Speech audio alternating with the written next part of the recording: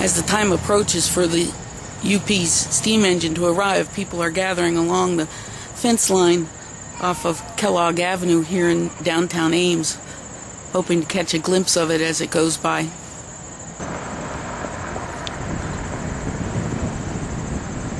Track signal may indicate something's coming through soon.